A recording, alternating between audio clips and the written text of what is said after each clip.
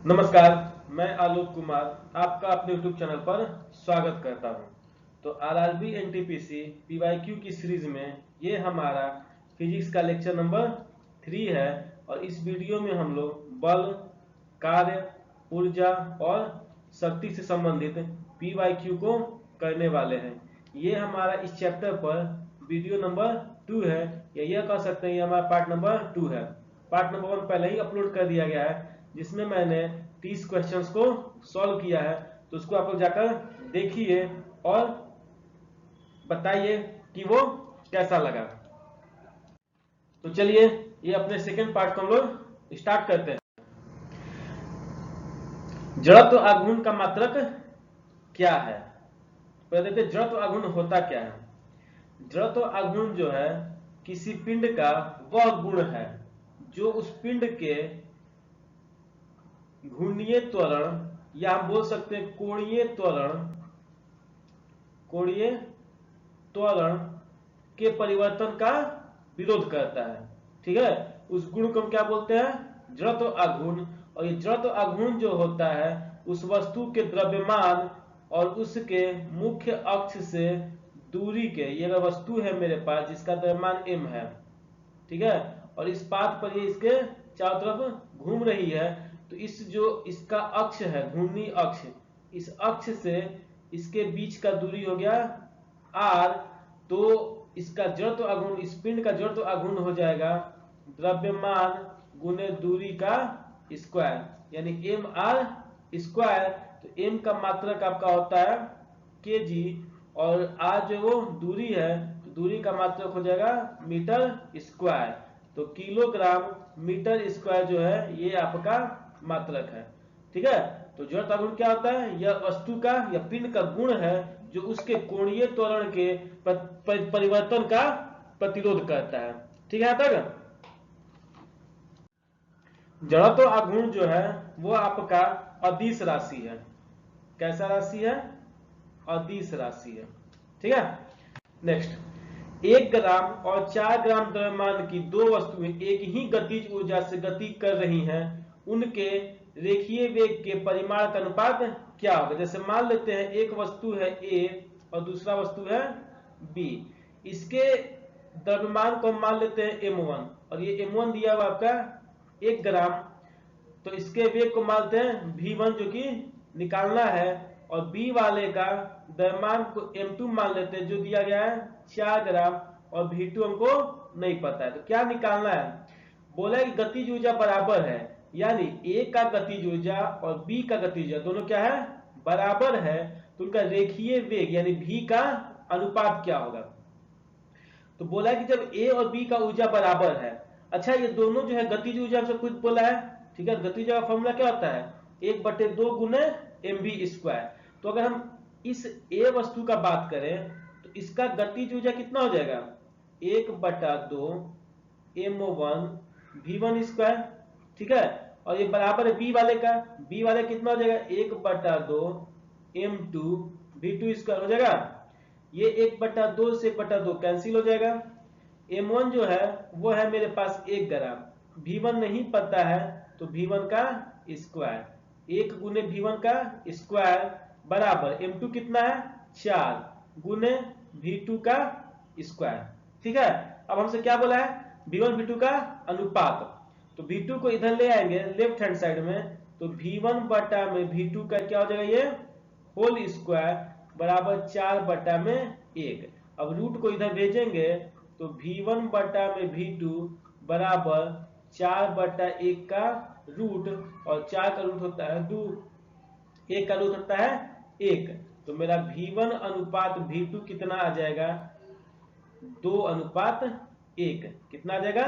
2:1, यानी option number सी। ठीक है, नेक्स्ट बनाइए। एक सीधी रेखा के साथ गतिमान कण के लिए विस्थापन x समय t पर निर्भर करता है, जबकि x बराबर alpha T Q plus beta T square plus gamma T plus delta है। इसके प्रारंभिक त्वरण और इसके प्रारंभिक वेग का अनुपात निर्भर करता है। किस किस पर अनुपात निर्भर करता है? अच्छा, अगर आपको 12th क्लास का एक चैप्टर था डिफरेंशिएशन, ठीक है, 12th क्लास का चैप्टर था डिफरेंशिएशन, अगर उसका डिफरेंशिएशन आपको पता है तो ही ये क्वेश्चन बनेगा। अब देख लेते हैं विस्थापन क्या दिया हुआ है, x बराबर alpha T cube plus beta T square plus gamma T और प्लस में डेल्टा।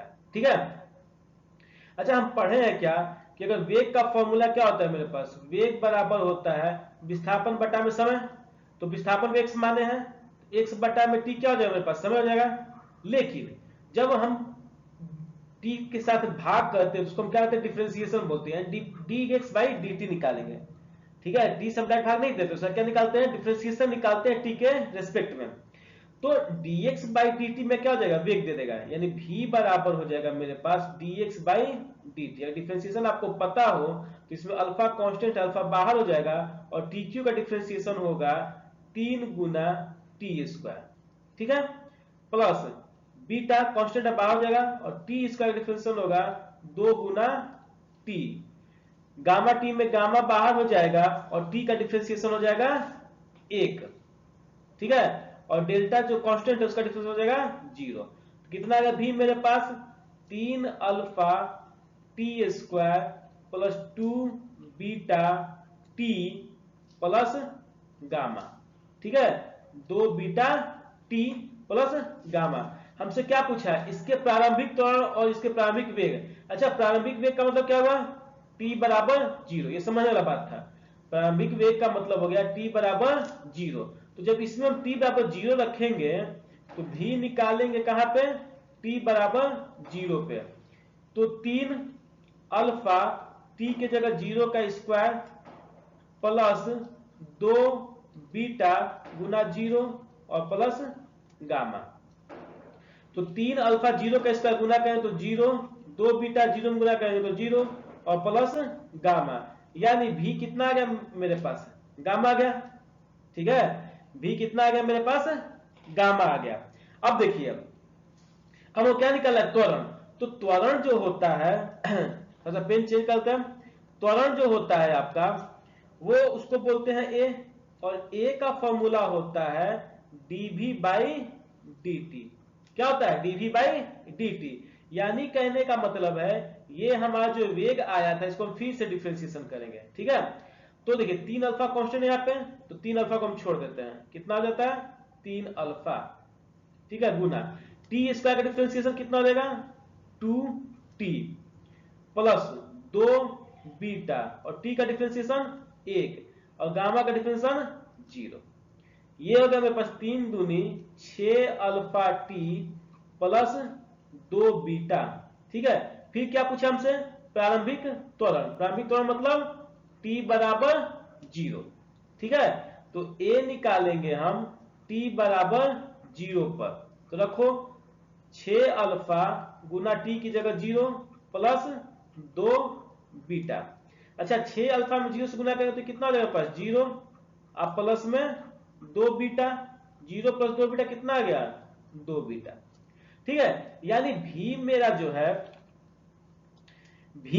है t बराबर 0 पे, ये v मेरा जो है t बराबर 0 पे कितना आ गया, केवल गामा, और a जो है मेरा t बराबर 0 पे ये कितना आ गया 2 बीटा। तो अनुपात अगर निकाले हम, ठीक है, अनुपात अगर निकाले v बटा में a का तो कितना आ जाएगा, गामा बटा में 2 बीटा। तो अनुपात किस पे निर्भर कर रहा है, गामा पे और बीटा पे, यानी कि ऑप्शन नंबर सी। कौन सा हो जाएगा, ऑप्शन नंबर सी। ठीक है, नेक्स्ट, पृथ्वी की अपेक्षा चंद्रमा का द्रव्यमान है, तो पृथ्वी की अपेक्षा पृथ्वी का द्रव्यमान है कितना, तो पृथ्वी का द्रव्यमान आपका होता है 6 गुने 10 के पावर 24 किलो। ये किसका द्रव्यमान है, पृथ्वी का।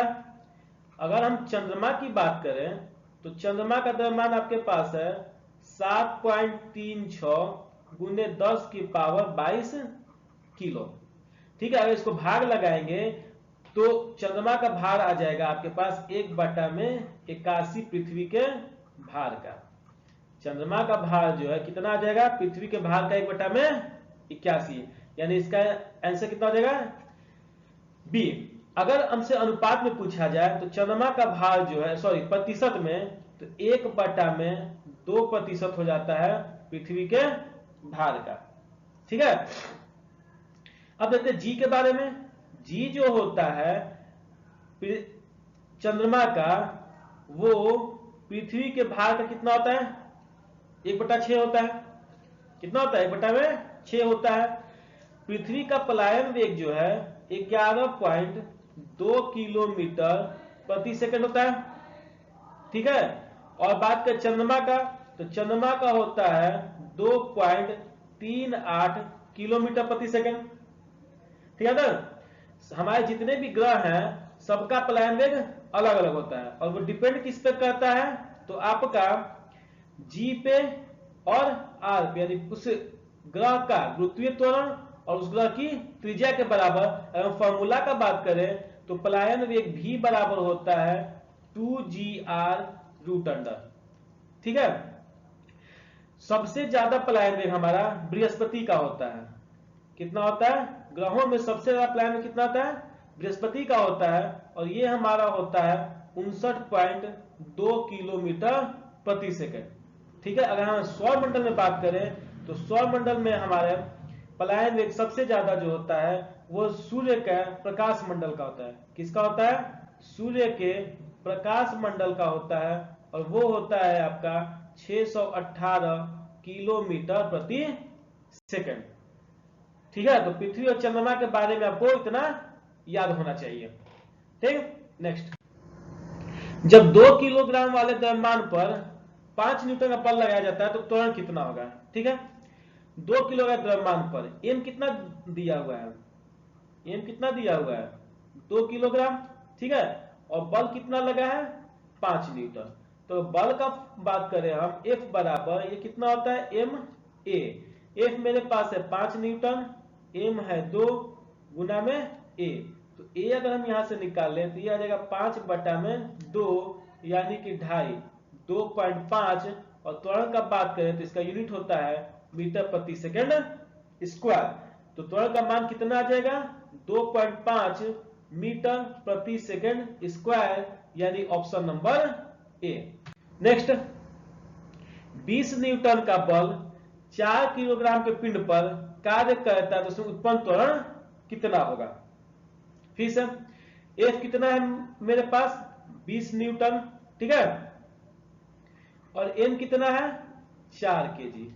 एम कितना है मेरे पास 4 केजी। तो हमको पता है एफ बराबर होता है एम ए। एफ बराबर 20, एम का मान 4 और ए नहीं दिया हुआ है, तो ए बराबर हो जाएगा 20/4। कट जाएगा कितनी बार में 5 बार में, तो 5 मीटर प्रति सेकंड स्क्वायर। कितना हो जाएगा ये 5 मीटर प्रति सेकंड स्क्वायर, यानी option number B. Next, 50 kilogram वजन का एक लड़का 9 मीटर प्रति सेकंड स्क्वायर के त्वरण से नीचे जाती हुई एक लिफ्ट में खड़ा है। लड़के का आभासी भार कितना होगा। ठीक है, अगर कोई लिफ्ट नीचे जा रहा है, ठीक है, तो उसका आभासी भार जो होता है, आभासी भार जो होता है वो होता है mg माइनस एम ए। ठीक है, m कितना है, अच्छा m को कॉमन निकालते हैं, m g माइनस ए। m कितना है मेरे पास 50, g कितना है 9.8 मीटर होता है द्वितीय त्वरण, और ए कितना दिया, ये भी 9.8 दिया हुआ है। तो 9.8 में से 9.8 घटेगा तो कितना बचेगा 0। तो 50 गुने 0 बराबर 0 न्यूटन, यानी उस पे आभासी भार कितना महसूस होगा 0 न्यूटन का। ठीक है, अच्छा अगर यही लिफ्ट ऊपर की ओर जाती तो ऊपर की ओर जाती तो इसका आभासी भार जो है वो हो जाता mg प्लस ma। ठीक है, याद रहेगा, आभासी भार बराबर अगर लिफ्ट ऊपर की ओर जा रही है तो mg प्लस ma, और आभासी भार अगर लिफ्ट नीचे की ओर आ रही है तो mg माइनस ma। ठीक है, और इसका आपका आंसर हो जाएगा 0 न्यूटन। नीचे दिए गए वेग समय ग्राफ का कौन सा भाग शून्य त्वरण को प्रदर्शित करता है। ये जो ग्राफ दिया गया ग्राफ मेरा किसका है, वेग और समय का। इसमें शून्य त्वरण कौन सा प्रदर्शित कर रहा है।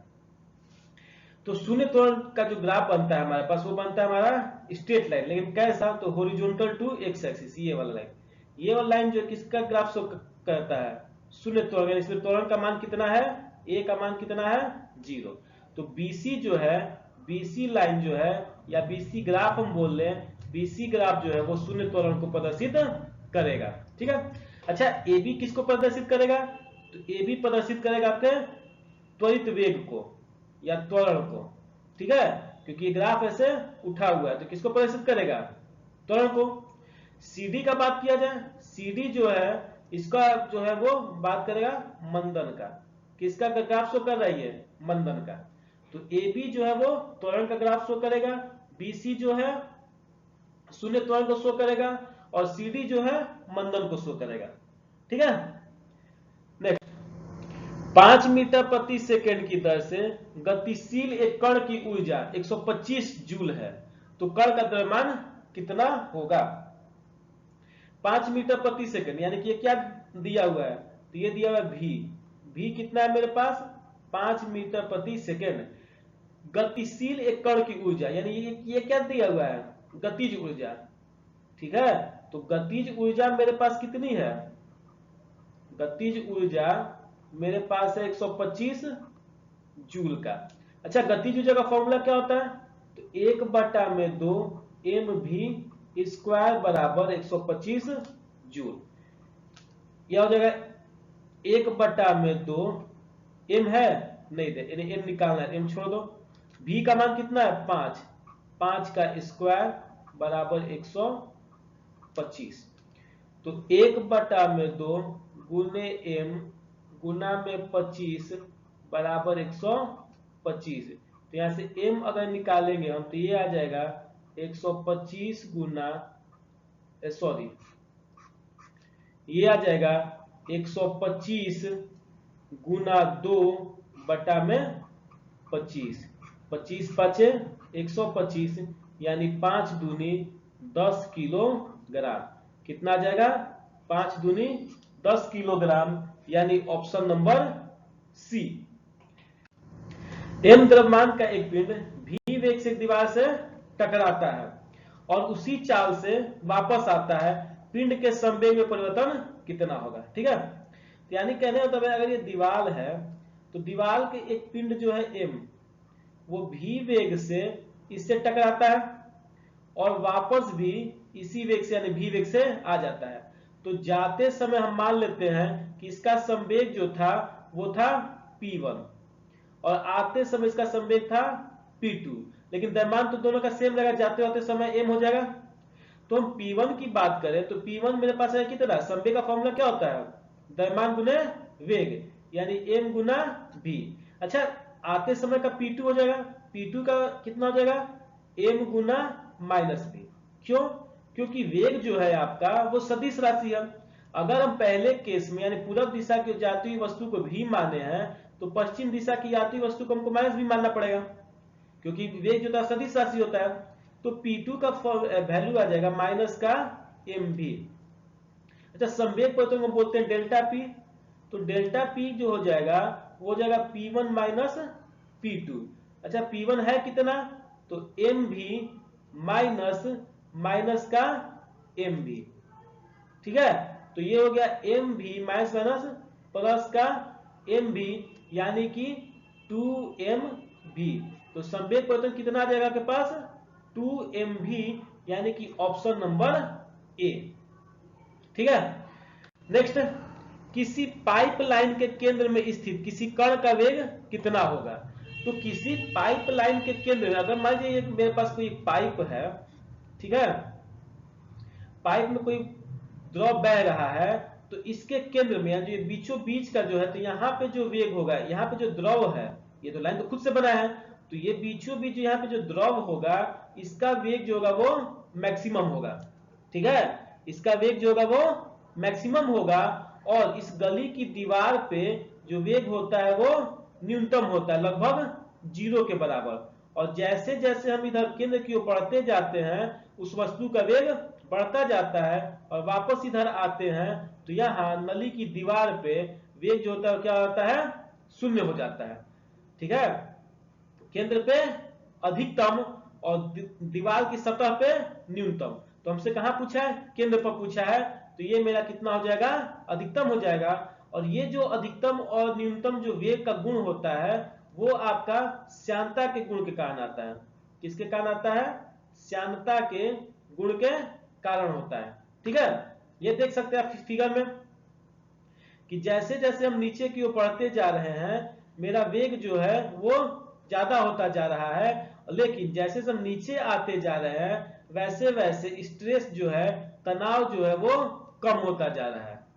ठीक है,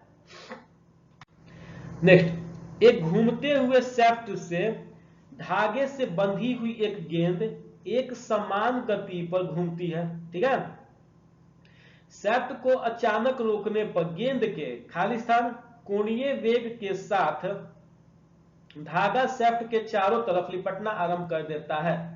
तो खाली स्थान में क्या भराएगा, तो देखिए कोणीय वेग होता क्या है, ये जो कोणीय वेग है ये क्या होता है, तो कभी वृत्ताकार मार्ग पर गतिशील कण को वृत्त के केंद्र से मिलाने वाली रेखा 1 सेकंड से जितने कोण से घूम जाती है उसे उस कण का कोणीय वेग कहते हैं। ठीक है, यानी कहने का मतलब है कोई कण जो है और यहाँ केंद्र से किसी चीज से जुड़ा हुआ है तो 1 सेकंड में ये जितने दूर घूम जाती है, ठीक है, उसको हम क्या बोलते हैं, कोणीय वेग बोलते हैं। 1 सेकंड में जितनी दूरी तय कर क्या बोलते हैं, कोणीय वेग बोलते हैं। और ये जो होता है वो कोणीय विस्थापन कहलाता है। तो कोणीय वेग का फॉर्मूला होता है D theta by D T. समझ, ठीक है। तो जब शाफ्ट को हम अचानक रोकते हैं तो गेंद के घटते हुए कोणीय वेग के साथ धागा शाफ्ट के चारों लिपटना आरंभ कर देता है। किस वेग से, तो घटते हुए कोणीय वेग से। ठीक है, 20 ग्राम की वस्तु को जमीन से 1 मीटर ऊपर उठाए रखने में किया गया कार्य क्या है। अच्छा, कार्य का फॉर्मूला क्या होता है, W बराबर एफ एस। ठीक है, बल गुने विस्थापन, एस क्या है, विस्थापन। ठीक है, तो बोलता है कि 1 मीटर ऊपर तक उठाए रखने में, 1 मीटर ऊपर तक उठाए रखने, उठाने में नहीं बोला, उठाए रखने में, यानी कि हम कोई वस्तु यहां था, यहां से हम उसको 1 मीटर उठा के यहां पे पकड़े हुए हैं। ठीक है, तो पकड़े हुए हैं तो क्या इस वस्तु में कोई विस्थापन हुआ, नहीं हुआ। तो जब विस्थापन नहीं हुआ तो विस्थापन का मान कितना हो गया, 0। और जब हम यहाँ 0 रखेंगे तो W का मान कितना आ जाएगा, 0। यानी कहने का मतलब है किसी वस्तु को हम किसी ऊंचाई पर सिर्फ उठा के रखते हैं, ठीक है, तो उसमें कोई कार्य नहीं होता, 0 जूल का ऊर्जा खर्च होता है। लेकिन अगर हमसे यह पूछा जाता कि इस वस्तु को ए से उठाकर बी तक ले गए हैं जिसका दूरी जो है वो 1 मीटर है, तब इसमें वर्क होता, ठीक है, वर्क कितना होता, तो एफ एस होता है। एफ एस मतलब W बराबर एफ एस, बल गुने त्वरण। अच्छा, बल तो दिया नहीं, तो बल क्या होता है, एम ए और गुने विस्थापन एस। ठीक है, तो एम कितना है, 20। ठीक है, अच्छा यहां ए का मान जो होगा वो 9.8 मीटर होगा, त्वरण है ना, और त्वरण हम पृथ्वी के उल्टा उठा कर लेके जा रहे हैं तो पृथ्वी का त्वरण काम करेगा, और वो त्वरण कितना हो जाएगा, 9.8 मीटर, और दूरी कितना है, 1। तो अगर हम इसको गुना करेंगे तो 9 दूनी 18, 8 दूनी 16, 19, यानी 196 जूल का ऊर्जा खर्च होगा। ठीक है, तो अगर क्वेश्चन पूछा जाता हमसे 20 किलोग्राम की वस्तु को जमीन से 1 मीटर ऊपर उठाने में, क्या लिख देता, उठाने में किया गया कार्य है, तो वो कितना आ जाता, 196 जूल। लेकिन उठाए रखने में कोई काम नहीं करना पड़ रहा है, याद रखेंगे हमेशा इसको। जब भी उठाए रखने का बात आएगा तो वहां पे कोई काम नहीं हो रहा है तो अब विस्थापन हमेशा 0 होगा, और विस्थापन 0 की केस में वर्क भी यानी कार्य भी कितना हो जाएगा, 0, यानी कि ऑप्शन नंबर ए। ठीक है। नेक्स्ट, एक लड़के का भार 300 न्यूटन है। एक मकान की दूसरी मंजिल जिसकी ऊंचाई 7 मीटर है तक चढ़ने के बाद वापस नीचे आ जाता है, तो कितना काम करता है? कहने का मतलब है कि वो जो लड़का है 300 न्यूटन का, वो 7वीं मंजिल तक जाता है, 7वीं मंजिल तक जाता है और फिर वहां से वापस आ जाता है यहीं पे जहां से वो चला था। तो विस्थापन कितना हुआ? विस्थापन कितना हुआ जहां से चले और जहां पे हम आ गए? विस्थापन की अगर हम बात करें तो जहां से चले और हम जहां आ गए तो विस्थापन का मान कितना हो गया? 0। विस्थापन मान कितना हो गया? 0। तो कार्य बराबर हो जाएगा बल गुना विस्थापन, बल गुना विस्थापन। और बल हमारा कितना है? 300 न्यूटन, विस्थापन है 0, यानी कि कितना हो गया? 0 न्यूटन। तो इसका भी आंसर आ जाएगा ऑप्शन नंबर सी, 0। ठीक है। 10 किलोग्राम के एक पिंड को 30 मीटर की ऊंचाई पर ले जाकर फिर उसी स्थान पर लाया जाता है। फिर से देखिए, 30 मीटर की ऊंचाई पर ले जाकर फिर उसी स्थान पर लाया जाता है, तो यानी कि विस्थापन कितना हो गया? 0। जब विस्थापन 0 है तो वर्क डन कितना हो जाएगा? 0। जब विस्थापन 0 है तो वर्क डन कितना हो जाएगा? 0। ठीक है तब? ठीक। नेक्स्ट, उड़ते हुए चक्के की प्रति सेकंड घूर्णन किसमें मापी जाती है? उड़ते हुए चक्के की प्रति सेकंड घूर्णन किसमें मापी जाती है? तो ये मापी जाती है आपको स्ट्रोबोस्कोप से। किससे नापी जाती है? स्ट्रोबोस्कोप से। बैरोमीटर से हम वायुमंडलीय दाब नापते हैं। क्या नापते हैं? वायुमंडलीय दाब नापते हैं। एनीमोमीटर से हम लोग वायु की गति नापते हैं। क्या नापते हैं? वायु की गति। ठीक है। और हाइग्रोमीटर से हम लोग नापते हैं वायुमंडलीय आर्द्रता। क्या नापते हैं इसमें? हाइग्रोमीटर से हम लोग नापते हैं वायुमंडलीय आर्द्रता। और स्ट्रोबोस्कोप से चक्के की प्रति सेकंड घूर्णन। एक पानी से भरी गिलास के नीचे से कागज खींचते हैं। ये कोई कागज है और इसके ऊपर एक पानी से भरा हुआ गिलास रखा गया है। ठीक है। तो जब हम कागज को खींचते हैं, इस कागज को हम इधर खींचते हैं, तो पानी में गति उत्पन्न नहीं होती है। किसके कारण? तो ये होता है जड़त्व के कारण। ठीक है। जब हम कागज को तेजी से खींचते हैं तो कागज जो होता है वो गति में आ जाता है। ये कागज जो था ये किस में आता है? गति में आ जाता है। लेकिन गिलास और गिलास में रखा हुआ पानी वो विराम में ही रहता है।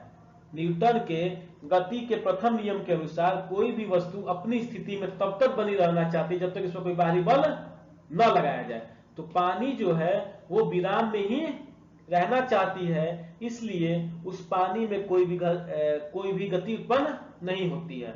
ठीक है। ये जड़त्व का नियम जो है ये दिया था गैलीलियो ने। किसने दिया था? गैलीलियो ने। ठीक है। और इसी जड़त्व के नियम को फिर न्यूटन ने दिया और उसको हम बोलते हैं न्यूटन के गति के प्रथम नियम। ठीक है। और प्रथम नियम से हमको बल की परिभाषा मिलती है।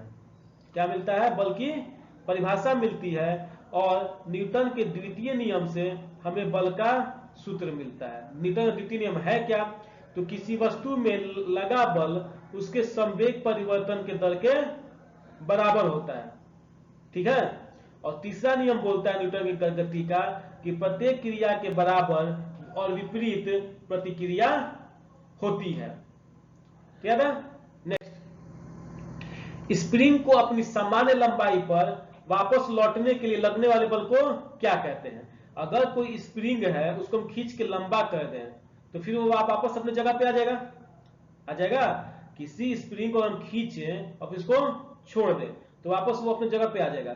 तो जो जिस बल के कारण वो अपने जगह पे आ जाता है उसको हम क्या बोलते हैं? तो उसको हम बोलते हैं प्रत्यानयन बल।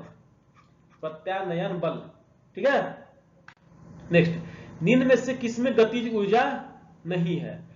तो चली हुई गोली में गतिज ऊर्जा है, बहता हुआ पानी में गतिज ऊर्जा है, चलते हथौड़े में गतिज ऊर्जा है, खींचा हुआ धनुष में गतिज ऊर्जा नहीं है। ठीक है। इसमें कौन सी ऊर्जा है? स्थितिज ऊर्जा। तो जब किसी, एक तो होता है कि जब कोई वस्तु रुका हुआ है तो उसमें स्थितिज ऊर्जा होती है। कोई भी वस्तु, कोई पिंड है, वो पिंड हमें क्या है? रुका हुआ है, तो इस पिंड में स्थितिज ऊर्जा होगी। और स्थितिज ऊर्जा क्या होती है? तो जब किसी वस्तु में विशेष अवस्था के कारण, जैसे खींचे हुए धनुष में क्या है? धनुष को खींचे हुए रखने एक विशेष अवस्था है। तो जब किसी वस्तु में विशेष अवस्था के कारण कार्य करने की क्षमता आ जाती है तो उसे हम क्या कहते हैं? स्थितिज ऊर्जा कहते हैं। और गति के कारण कार्य करने की क्षमता आ जाती है तो उसको हम क्या बोलते हैं? गतिज ऊर्जा बोलते हैं। आए समझ में? स्थितिज ऊर्जा का हम बात करें तो स्थितिज ऊर्जा जो है उसका स्थितिज और गतिज दोनों ऊर्जा का मतलब क्या होता है? जूल होता है। लेकिन स्थितिज ऊर्जा के फॉर्मूला का हम बात करें तो वो होता है आपका mgh, और गतिज ऊर्जा का बात करें तो वो होता है 1/2 mv²। ठीक है। नेक्स्ट, एक व्यक्ति पानी में स्थिर नाव के एक सिरे पर खड़ा है, जल प्रतिरोधी की उपेक्षा कर दे, मतलब कि जल प्रतिरोध जो है उसको नगण्य मान लें, तो वह व्यक्ति अब नाव के दूसरे सिरे की ओर चला जाता है और नाव पुनः स्थिर हो जाती है। जल के संबंध में व्यक्ति एवं नाव तंत्र के द्रव्यमान का केंद्र स्थिर रहेगा। ठीक है। कब स्थिर रहेगा? केवल तब जब व्यक्ति तथा नाव के द्रव्यमान समान हो, केवल तब जब व्यक्ति तथा नाव अंत में स्थिर हो, केवल तब जब व्यक्ति नाव पर त्वरण के बगैर गतिमान होता हो। यानी सभी स्थिति में ये जो व्यक्ति और नाव तंत्र का द्रव्यमान जो है वो केंद्र में स्थिर रहेगा। ठीक है ना? नेक्स्ट, ऐसी प्रणाली जिसमें लंबाई के लिए मीटर, लंबाई के लिए मीटर का, राशि के लिए किलोग्राम का, यहां छूटा हुआ है, यहां द्रव्यमान होगा, द्रव्यमान राशि के लिए किलोग्राम का, और समय के लिए सेकेंड का, ठीक है, ताप के लिए केल्विन का, विद्युत तरंग के लिए एम्पियर का, प्रकाश घनत्व के लिए कैंडेला का, तथा पदार्थ की मात्रा के लिए मोल का उपयोग होता है, तो को क्या कहते हैं? यहाँ डैश है, को क्या कहते हैं? तो उसको कहते हैं एमकेएस प्रणाली। क्या बोलते हैं? एमकेएस प्रणाली, मीटर किलोग्राम सेकेंड प्रणाली। ठीक है। सीजीएस प्रणाली, सेंटीमीटर ग्राम सेकेंड प्रणाली। जब लंबाई को सेंटीमीटर में, द्रव्यमान को ग्राम में और समय को सेकंड में नापते हैं तो हम इसको बोलते हैं सीजीएस प्रणाली। ठीक है। एफपीएस प्रणाली, फुट पाउंड सेकंड प्रणाली, यानी जब लंबाई को फुट में, द्रव्यमान को पाउंड में और समय को सेकंड में नापते हैं तो उसको हम बोलते हैं क्या? एफपीएस प्रणाली। और एसआई प्रणाली जो है एमकेएस प्रणाली को ही अपनाया गया है और उसी को हम क्या नाम देते हैं? एसआई प्रणाली। इसका फुल फॉर्म होता है इंटरनेशनल सिस्टम प्रणाली। ठीक है। तो एमकेएस प्रणाली को ही बाद में अपना लिया गया और इसी का नाम दिया गया एसआई प्रणाली। ठीक है। यहां तक सीजीएस प्रणाली जो है, सीजीएस प्रणाली को हम लोग बोलते हैं मीटरी प्रणाली। क्या बोलते हैं? मीटरी प्रणाली। एपीएस को हम लोग बोलते हैं ब्रिटिश प्रणाली। ठीक है। अगर इसका आपको डिटेल वीडियो देखना है तो मापन का मैंने डिटेल वीडियो अपने चैनल पे अपलोड कर दिया है, आप उसको जाकर के अच्छे से पढ़ सकते हैं। उसमें थ्योरी के साथ साथ न्यूमेरिकल का पोर्शन भी करवाया गया है। ठीक है। तो आप उसको जाकर अच्छे से समझ सकते हैं। जब एक चल वस्तु की गति दोगुनी की जाती है तो उसकी गतिज ऊर्जा कैसी हो जाएगी? ठीक है। देखो, गतिज ऊर्जा होता क्या है? 1/2 mv²। इसको हम क्या मान लेते हैं? E1। ठीक है। अब बोला है क्या कि गति को दुगना कर दिया जाए, यानी जो वेग है वो वेग कितना हो गया? 2v। तो अब जो नया गतिज ऊर्जा होगा जिसको E2 मानेंगे तो 1/2, द्रव्यमान में कोई चेंज नहीं है तो m, और v जो चेंज होगा कितना हो गया? 2v, तो 2v का होल स्क्वायर। तो 1/2 m गुने 4v²। अच्छा, हम 4 को बाहर निकाल लें तो ये कितना हो जाएगा? 1/2 mv²। अच्छा, इस 1/2 mv² को, इसको हम क्या बोले हैं? देखिए, तो यहाँ पे E1 मान लिया है तो हम बोल सकते हैं ये होगा 4 गुना E1, यानी पहले वाली गतिज ऊर्जा का ये अब कितना हो जाएगा? 4 गुना, तो ये चौगुनी बढ़ जाएगी। चौगुनी बढ़ नहीं जाएगी, चौगुनी हो जाएगी, तो यानी 3 गुनी बढ़ जाएगी। ठीक है, चौगुनी हो जाएगी तो ये 3 गुनी बढ़ जाएगी। ठीक है ना। नेक्स्ट, यदि किसी पिंड की गति दुगनी कर दी जाए तो पिंड का परिणामी ऊर्जा और प्रारंभिक गतिज ऊर्जा का अनुपात क्या होगा? यानी अंतिम ऊर्जा और प्रारंभिक ऊर्जा का अनुपात। तो हम पीछे देखे थे, अगर हम गति को दुगनी कर दें, ठीक है, गति को दुगनी कर दें तो E2 मेरा कितना आया था? E2 में कितना आया था? 4E1 आया था। E2 कितना आया था? 4E1। तो E2 बटा में E1 कितना हो जाएगा मेरे पास? 4 बटा में 1, यानी परिणामी ऊर्जा E2 अनुपात प्रारंभिक ऊर्जा E1, ये कितना आ जाएगा मेरे पास? तो 4:1। कितना आ जाएगा ये? 4:1, यानी option number C. Next, helium परमाणु हाइड्रोजन अणु से दुगना भारी है। हीलियम परमाणु जो है हाइड्रोजन अणु से दुगना भारी है, तो 298 केल्विन पर हीलियम परमाणु की औसत गतिज ऊर्जा कितनी होगी? ठीक है, तो ये जो होगा उतना ही होगा, हाइड्रोजन अणु के गति के बराबर। क्यों? क्योंकि अणु की गति जो होता है उसका द्रव्यमान से कोई मतलब नहीं है, उसको द्रव्यमान से कोई मतलब नहीं है। किसी भी गैस के अणु के लिए औसत गतिज ऊर्जा जो होती है गैस के, ठीक है, परम ताप के समानुपाती है, T4 के समानुपाती होती है। गतिज ऊर्जा जो होगा अणु का वो समानुपाती होगा T के पावर 4 का। तो इसमें कोई द्रव्यमान है नहीं, तो द्रव्यमान से उसको मतलब है नहीं, यानी तो जो हीलियम का अणु का औसत गतिज ऊर्जा जो होगा वो हाइड्रोजन की गतिज ऊर्जा के बराबर हो जाएगा, उसका भार चाहे जो भी रहे, उसका भार चाहे जो भी रहे, वो हाइड्रोजन अणु के जितना ही भारी ये उतना ही गतिज ऊर्जा होगा। किसी कण का रेखीय संवेग दुगना कर दिया जाए तो इसकी गतिज ऊर्जा कितनी होगी? ठीक है, तो देखिए, तो अगर गतिज ऊर्जा का बात करें हम, तो गतिज ऊर्जा का फॉर्मूला कितना होता है मेरे पास? गतिज ऊर्जा का फॉर्मूला होता है E बराबर 1/2mv², जहां m क्या है? द्रव्यमान, और v क्या है? वेग। तो क्या मेरे पास इस फॉर्मूला में रेखीय संवेग है? क्योंकि संवेग तो हम p बोलते हैं, तो नहीं है। तो ऐसा फॉर्मूला, ठीक है, गतिज ऊर्जा का ऐसा फॉर्मूला जिसमें p आता हो तो वो होता है p² बटा में 2m। कितना होता है? p² बटा में 2m। अब इसको हम E1 मानते, E1 कितना होगा? p² बटा में 2m। बोला देखिए संवेग को दुगना कर दिया जाए तो नया वाला संवेग कितना हो जाएगा? 2p हो जाएगा ना। तो जब संवेग को दुगना कर दिए तो नया गतिज ऊर्जा, इसको E2 मान लें, तो हम क्या लिखेंगे? p² संवेग का स्क्वायर, लेकिन संवेग तो बदल चुका है, 2p का स्क्वायर हो चुका है। ठीक है, 2p हो चुका है ना, 2p का स्क्वायर बटा में 2m। तो कितना आ गया? 4p² बटा में 2m। अगर यहां से 4 कॉमन निकाल लें तो बचेगा p² बटा में 2m। अच्छा देखो, तो p² बटा में 2m जो है उसको हम क्या नाम दिए? E1। तो यहाँ पे जो p² बटा में 2m है इसको क्या बोल सकते हैं? 4E1। यानी कहने का मतलब है कि नया वाला जो मेरे पास गतिज ऊर्जा होगा वो पुराने वाले गतिज ऊर्जा का कितना होगा? 4 गुना होगा। कितना हो जाएगा? 4 गुना हो जाएगा। तो ये आपका हो जाएगा चौगुनी, यानी ऑप्शन नंबर बी। नेक्स्ट, किसी गतिशील पिंड का वेग आधा कर दिया जाए, यानी कहने का मतलब है पहले वेग कितना था? v था, अब उसका बाद में वेग कितना कर दिया गया? आधा, यानी v बटा में 2। तो गतिज ऊर्जा हो जाती है, निकाल लेते हैं। पहले वाला गतिज ऊर्जा कितना हो जाएगा? 1/2 mv²। इसको क्या मान लेते हैं? फिर से E1 मान लेते हैं। जब हम वेग को आधा किए v बटा में 2, तो नया वेग कितना हो गया? v बटा में 2।